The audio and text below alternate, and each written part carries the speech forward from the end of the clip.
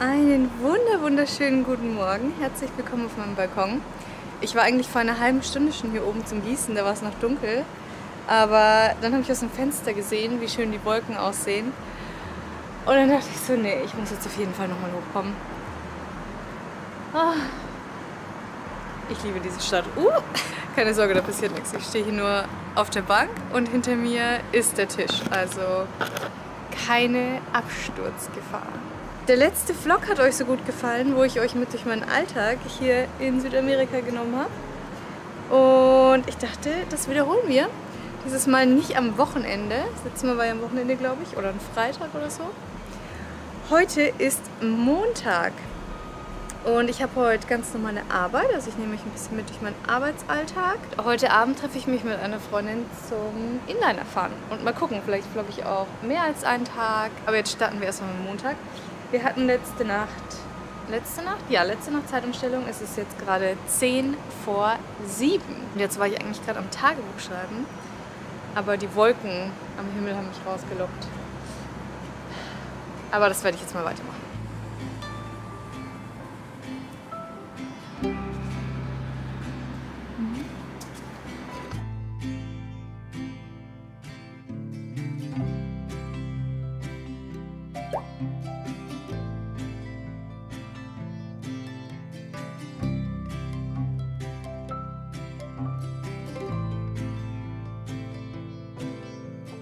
So, ich habe jetzt mein Tagebuch geschrieben und in meinem File of Facts meine To-Dos und Termine für heute geplant und auch so ein bisschen für die ganze Woche. Das sieht ungefähr so aus. Ich habe einige To-Dos heute und außerdem habe ich 2 Termine in Anführungszeichen. Das erste ist mein Accountability Meeting, das habe ich jeden Montag mit ein paar ganz lieben Freunden, die auch das Buch The 12 Week Year gelesen haben. Davon hatte ich letztes Jahr mal erzählt. Ich glaube, es war auch mein Top 5 Büchern, die ich im letzten Jahr gelesen habe. Wir schalten uns jeden Montag zusammen, um zu gucken, wie weit wir gekommen sind, damit an unseren Zielen zu arbeiten. Ansonsten treffe ich mich heute Abend um 7 mit meiner Freundin. Und alles andere, ja, muss ich irgendwie dazwischen quetschen, inklusive Gassi gehen. Und ich gucke mal, ob ich heute vielleicht mal mit meinem Papa telefoniere. Genau, dann würde ich sagen, legen wir mal los mit produktiv sein.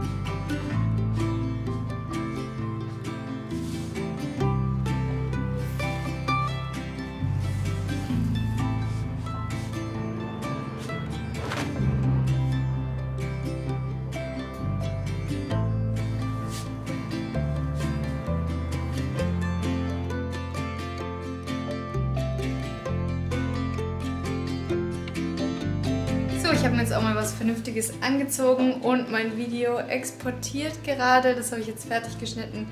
Also ich habe in der Früh erst Untertitel noch geschrieben für das spanische Video, was heute online kommt. Und jetzt eben ein neues geschnitten. Und was ich sonst noch auf der To-Do-Liste habe, sind ein paar E-Mail-Sachen. Dann was für meine Arbeit fürs Institut. Und ich wollte weiter an meinem Vision Board arbeiten. Das habe ich auch schon irgendwie letztens erwähnt, aber bin noch nicht so richtig dazu gekommen. Jetzt ist schon 11 Uhr und normalerweise gehe ich um 10 Uhr Gassi. Ich wollte aber erst das Video fertig machen. Deswegen holen wir das jetzt mal nach. Mein Hund hatte nicht sehr viel Lust. Der liegt da und steckt seinen Kopf unter die Couch, wo es schön dunkel ist. Aber es hilft nichts, wir müssen jetzt mal raus. Und ich habe gerade so ein witziges Lied wieder entdeckt. Das war irgendwie, als wir im Urlaub waren, hatte mein Mann so eine random Playlist. Irgendwie so New Music Daily oder irgendwie sowas in Apple Music. Und da war das Lied Unscharf mit Katze von, lass mich mal gucken, irgendwas mit Criminal Intent oder so. Ist eigentlich ein deutsches Lied. Element of Crime heißt die Band und das Lied heißt Unscharf mit Katze. Und es ist so ein Quatsch und so witzig und so sinnlos. Und ich fand es eigentlich damals, als wir es im Urlaub gehört haben, total bescheuert. Und jetzt habe ich es wieder gehört, als ich das Video geschnitten habe. Quasi den Videoclip quasi geschnitten habe, wo wir das damals gehört haben. Und jetzt finde ich es gerade gar nicht mehr so schlecht. Aber es ist, wir haben gestern gegrillt mit ein paar Deutschen, haben wir auch schon gewitzelt, dass es schon echt bescheuerte Lieder gibt. Also das gehört auch definitiv dazu, aber ich glaube, ich nehme meine Kopfhörer mit und werde es mir jetzt mal nochmal in Ruhe anhören.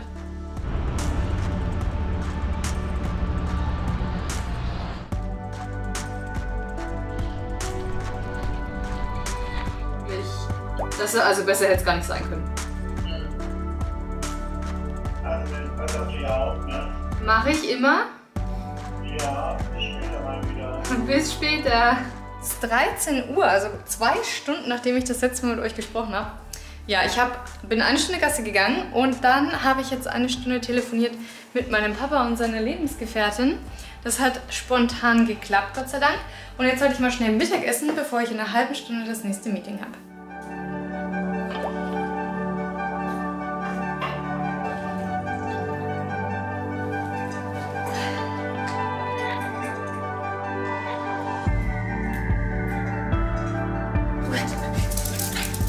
Zu spät, zu spät. Also nicht wirklich, es ist Punkt halb. Ich habe mir einen Tee gemacht und ab ins Meeting. Oh. Hallo. Timo ist auch quasi da. Alles gut.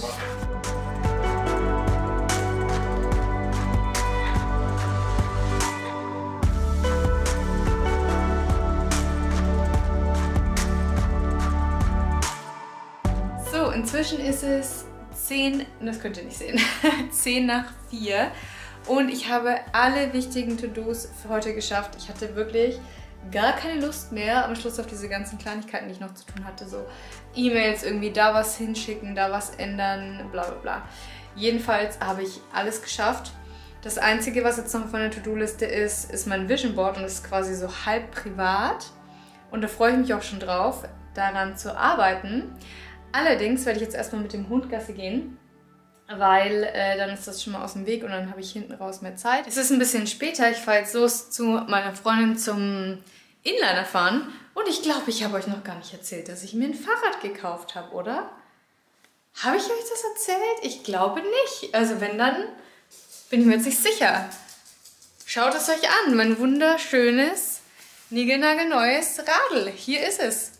Ich habe noch keinen Fahrradständer und keinen Korb, ja, aber das macht nichts. Beziehungsweise auch keinen Gepäckträger, muss ich noch kaufen. Hier wird das immer alles einzeln verkauft in Chile, das ist irgendwie seltsam. Ich bin hier froh, dass es Reflektoren hat, weil normalerweise kommt hier ein Fahrrad wirklich ohne alles. Also ein Fahrradständer finde ich eigentlich schon angebracht, aber nee. Also ich werde noch einen Fahrradständer kaufen, Schutzblech, Gepäckträger und Licht, weiß ich jetzt nicht. Ja, Licht werde ich wahrscheinlich auch noch kaufen müssen. Naja, das ist jedenfalls mein neues Bike und das habe ich bei Decathlon gekauft. Das ist niegelnagelneu. Ich war noch kein einziges Mal damit unterwegs. Heute ist das erste Mal. Und ich werde es anmalen und zwar hässlich, damit es mir keiner klaut oder damit niemand Interesse daran hat. denn ich versuche den Rekord von meinem Mann zu brechen. Mein Mann hatte sein Fahrrad ganze 6 Wochen, bevor sie ihn überfallen haben, um ihm das Fahrrad zu klauen. Also ich hoffe, dass ich ein bisschen länger was von meinem Radl haben werde. Aber man muss dazu sagen, dass mein Mann die einzige Person in unserem Bekanntenkreis ist, der überfallen wurde für sein Fahrrad. Er hat einfach irgendwie manchmal ziemlich Pech. Also die Wahrscheinlichkeit ist eigentlich nicht sehr hoch. Aber ihm ist es halt passiert. Deswegen, ja, mal schauen. Aber ich bin jetzt auch in keiner unsicheren Gegend unterwegs oder so. Ich fahre nach Vitacura. Also das ist eigentlich auch ein sicherer Stadtteil. Und dann gucken wir mal. So, dann mache ich mich jetzt mal auf den Weg.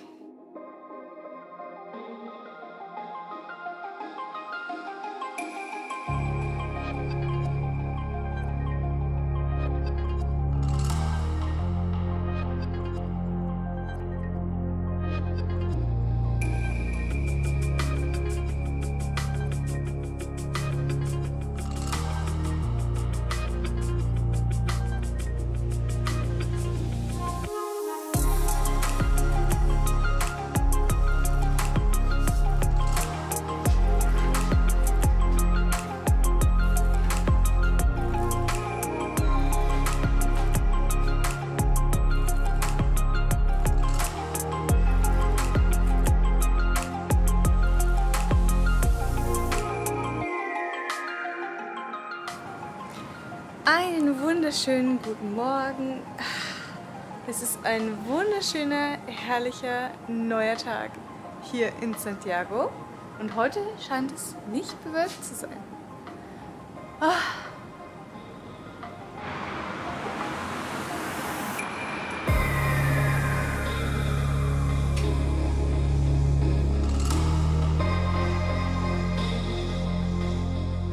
So, meine erste Arbeitsphase für heute ist geschafft. Es ist 10:15 und ich habe einen Untertitel geschrieben, ich habe meditiert, ich habe den Text für das Video von Mittwoch geschrieben und vertont. Das Schreiben fehlt allerdings noch und jetzt werde ich mal Gassi gehen, wobei mein Hund sieht nicht sehr motiviert aus gerade. Bist du ein bisschen ein Faulstück? Bist du ein bisschen ein Faulstück? Ein bisschen ein faules Stück. Ist noch keine Lust, ha? Aber es ist soweit.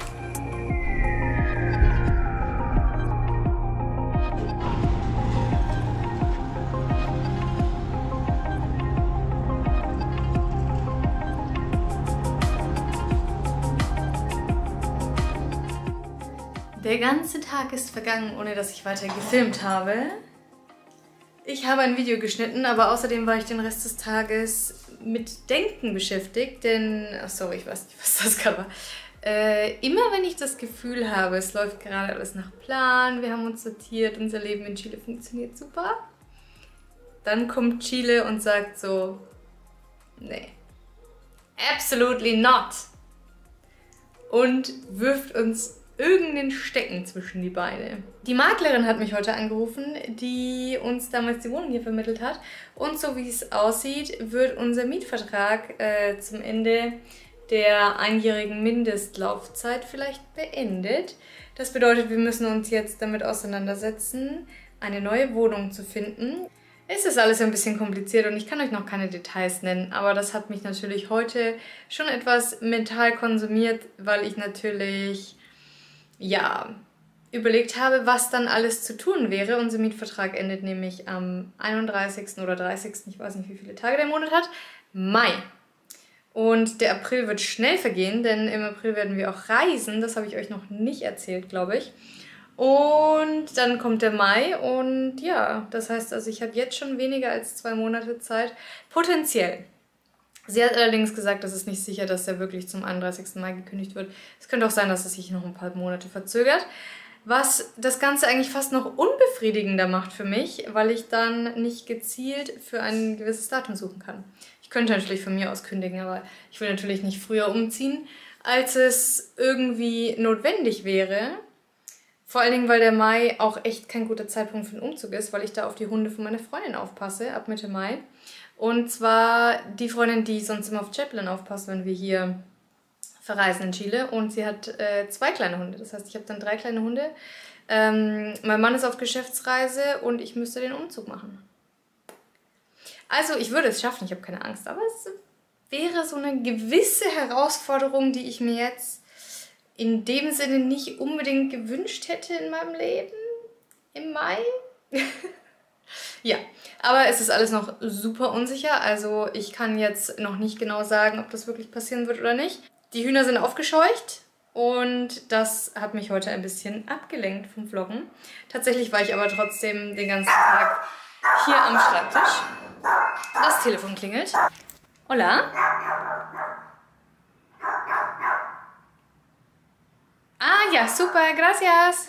Ciao. Ah ja, die Bestellung von meinem Mann ist da. So, und meinen Mann hole ich jetzt auch mal von der Metro ab. Der ist nämlich gerade auf dem Heimweg. Seit der Zeitumstellung wird es früher dunkel.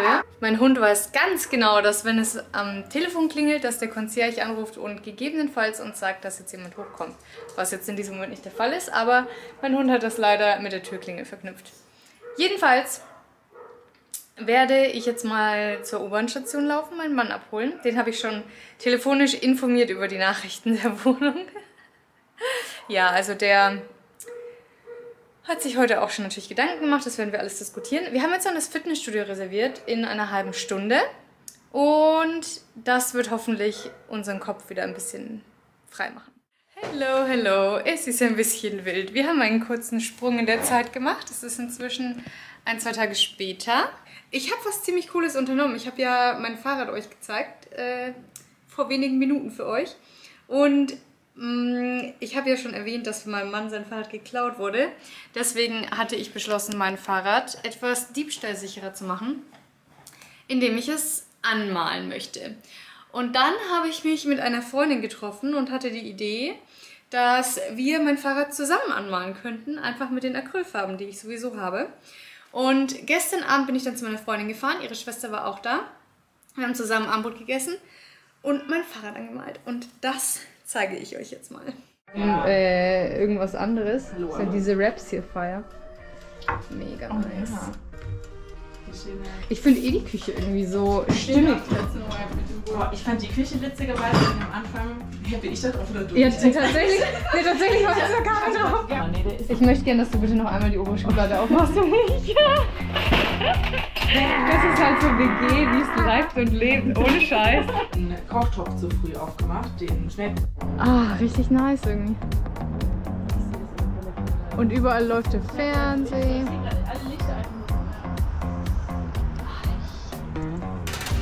Geht's dem Fahrrad an den Kragen gleich. Das sieht in der Kamera mit diesem Licht, sieht es gerade aus wie so ein Horrorfilm-Szenario. Ja, guck mal.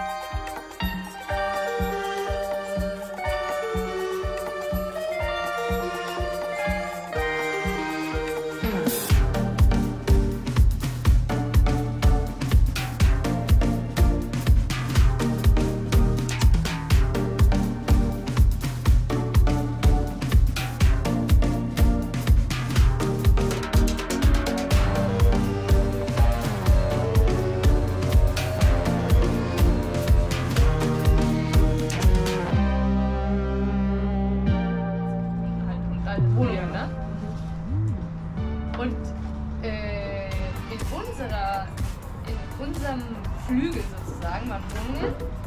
Und in dem anderen gingen aber so Reihenhäuser weiter. Also das quasi das ganze Stockwerk quasi so Häuser waren. Und jeder hatte so ein kleines Gartenabteil. Es hat drei Stockwerke hoch. Heute waren wir jetzt kurz im Decathlon, den gibt es glücklicherweise auch hier in Chile. Das ist eine der günstigsten Optionen hier für Sportsachen. Und ich habe noch was für mein Fahrrad gekauft. Ich habe ja schon erwähnt, dass es unvollständig war. Zum einen einen Fahrradständer. Oh Gott, es ist so nervig ohne Fahrradständer. Ich kann es gar nicht sagen. Dann so LED-Lichter, das muss ich noch auspacken. Die lädt man einfach auf mit einem USB-Kabel.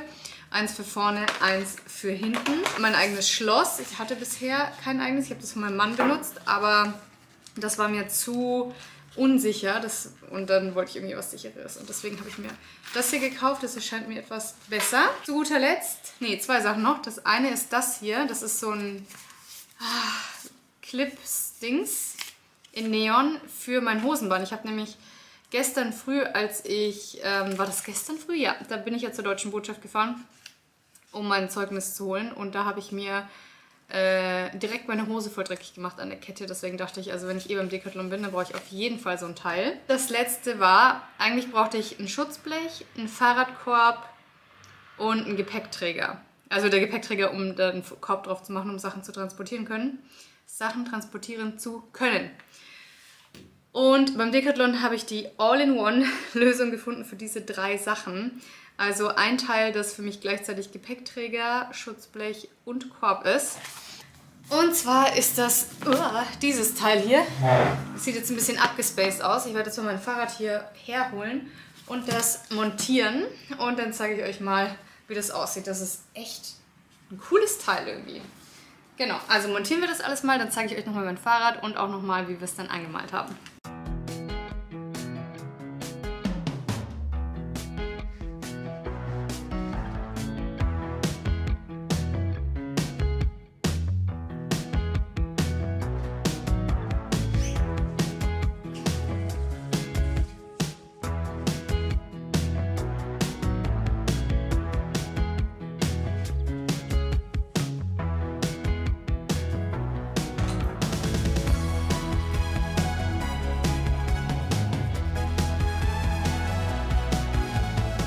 Dieses Teil ist irgendwie so nice und durchdacht. Also das ist jetzt quasi nur die Halterung und die ist so easy festgemacht. Einfach hier mit Klettverschluss. Und dann geht hier eine Lasche unterm Sattel durch diese Stange. Und dann wird es hier so eingehakelt. Und dann kann ich hier diesen Beutel sozusagen reinstecken und den Beutel sichern. Das ist so nice. Von unten ist das Ganze halt dann auch ein Schutzblechersatz sozusagen. Also das kann man dann abwischen und das ist so Hartplastik.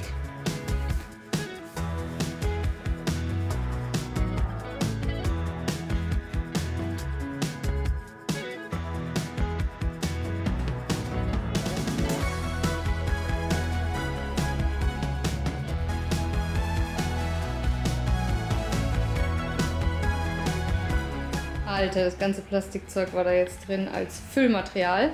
Jetzt ist gerade nur Luft drin. Und das Coole ist auch, dass dieser Beutel sozusagen, der ist auch wasserfest.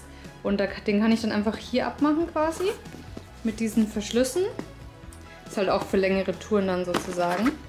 Und dann kann ich einfach, quasi hier abmache, das rausnehmen und mitnehmen. Yay! Okay, also ich wollte ja, dass mein Fahrrad Wiedererkennungswert hat und ich glaube, das ist mir gelungen. Es sieht jetzt wirklich mit dem ganzen Equipment ziemlich vogelwild aus, was okay ist natürlich. Ich zeige euch's mal. Wir haben ja gestern nur eine Seite angemalt, das heißt, die Seite hier ist ja noch halbwegs in Ordnung. Was jetzt neu ist, ist der Fahrradständer. Das kann ich jetzt endlich hinstellen, dann diese ganze Satteltaschenkonstruktion. Hier ist der Halter dann fürs Rücklicht. Das Rücklicht selber ist gerade am Strom und lädt auf. Den Reflektor habe ich ein bisschen weiter runtergesetzt, sodass man den quasi zwischen Tasche und Reifen sieht. Diesen Getränkehalter, den hatten wir noch zu Hause, weil als mein Mann sein Fahrrad gekauft hat, war der schon dran und den fand er hässlich, dann hat er sich einen anderen gekauft. Und den haben wir behalten in weiser Voraussicht, das heißt, den kann ich jetzt benutzen. Und hier vorne am Lenker habe ich jetzt einmal dieses Ding drum, was ja dann eigentlich um mein Bein kommt. Und das Schloss natürlich. Und hier unterm Schloss, das habe ich natürlich jetzt gerade nicht ganz clever gemacht, ist noch die Halterung für die Vorderlampe, die jetzt auch gerade am Strom ist. So, und dann, das Kunstwerk befindet sich auf der anderen Seite. Das könnt ihr jetzt in voller Schönheit bewundern. Ich finde, es sieht so happy aus irgendwie. Das hier war meine Freundin, das hier war die Schwester meiner Freundin, die jetzt ja quasi auch meine Freundin ist. Aber halt eben erst seit gestern. Und das auch. Und das auch. Und die obere Stange habe ich dann bemalt. Also da fehlt natürlich noch einiges. Das muss natürlich alles bedeckt werden noch. Hier die ganzen Lücken müssen noch gefüllt werden und so. Aber ich dachte, jeder, der mich besucht, darf, wenn er Lust hat, auch ein bisschen mit dran rummalen. Und so dürfen sich meine Freunde auf meinem Fahrrad verewigen. Ich würde sagen, es hat Wiedererkennungswert. Wenn mir irgendwann was nicht mehr gefällt, ich kann es ja immer wieder übermalen. Also, was mir tatsächlich nicht so gut gefällt, ist auch dieser Getränkehalter, dass der Gold ist. Aber den kann ich vielleicht auch einfach nochmal schwarz lackieren oder rot oder pink oder irgendwie. Aber jetzt bin ich eigentlich ganz gut ausgestattet. Also mit Schloss, Licht, Reflektor, einem Schutzblech, Gepäckträger und Fahrradkorb zusammen. Das hängt jetzt natürlich ein bisschen durch, weil das nicht auf Spannung ist, da ist jetzt nur Luft drin. Aber wenn da Sachen drin sind, dann ist es auch besser. Mal gucken, ob ich die Lampe dann hier lasse, ob das gut klappt oder ob ich die dann doch da unten dran tue. Weil ich habe ein bisschen Bedenken, dass man das nicht gut sieht. Aber das muss ich dann ausprobieren. Ja, sieht aus, als könnte ich mich direkt auf die lange Reise begeben damit. So, Kinders, ich glaube, der Vlog war lang genug. Bis hierhin reicht's für heute. Vielen Dank fürs Zugucken. Wir sehen uns im nächsten Video wieder.